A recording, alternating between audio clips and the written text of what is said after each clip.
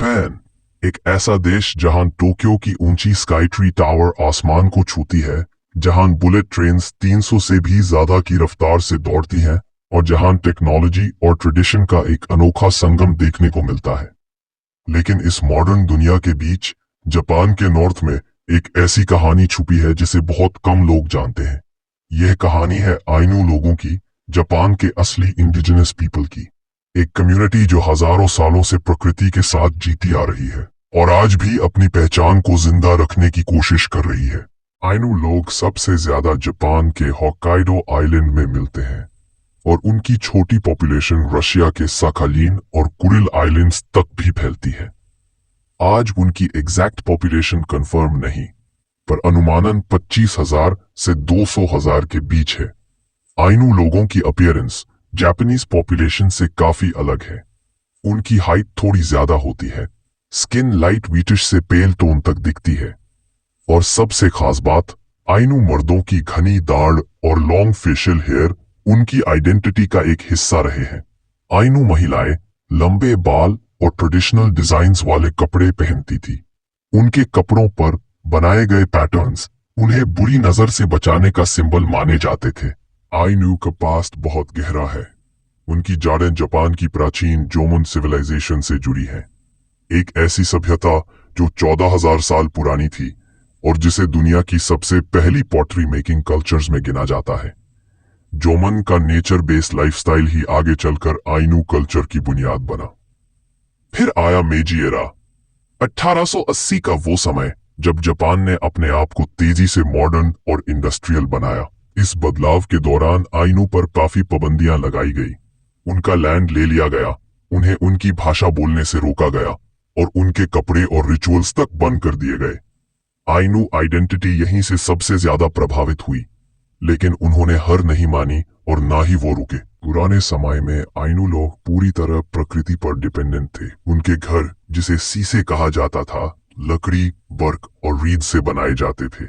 Ainu कपड़े अट्टस से बनते थे। अट्टस एक फैब्रिक है जिसे एल्म ट्री के बर्क को सोक, बीट और ड्राई करके बनाया जाता था। इस प्रोसेस में कभी कभी महीने लग जाते थे। आज के वक्त में आइनू लोग मॉडर्न जापान का हिस्सा बन चुके हैं। ट्रेडिशनल हाउसेस की जगह मॉडर्न होम्स आ चुके हैं और अट्टस कपड़े अब ज्यादातर फेस्टिवल्स और कल्चरल इवेंट्स में ही पहने जाते हैं। पुरानी हंटिंग और गैदरिंग की जिंदगी अब हिस्ट्री का हिस्सा बन चुकी है, लेकिन कल्चर और रिचुअल्स को प्रिजर्व करने के लिए कम्युनिटी लगातार काम कर रही है। आइनू लैंग्वेज एक लैंग्वेज आइसोलेट है। इसका दुनिया की किसी भी दूसरी लैंग्वेज से कोई संबंध नहीं। एक समय में आइनू के मल्टीपल डायलेक्ट्स थे, आज सिर्फ कुछ ही फ्लुएंट स्पीकर्स बचे हैं।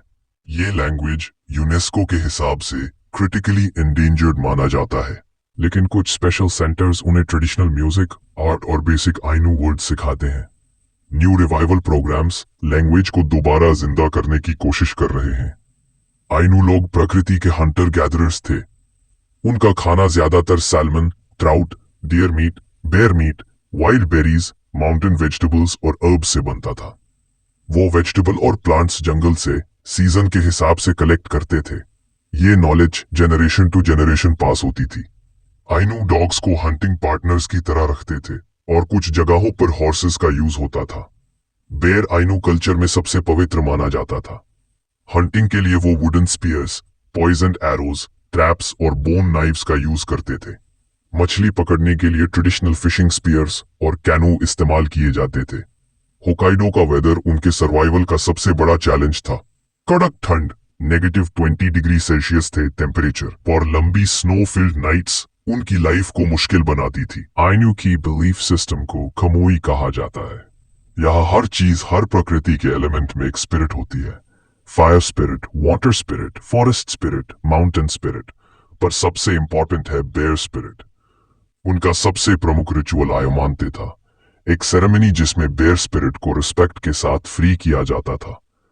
आइनू फेस्टिवल्स में स्टोरी टेलिंग, फोक सिंगिंग, डांस रिचुअल्स और तोंकोरी म्यूजिक का एक अलग ही मैजिक होता था।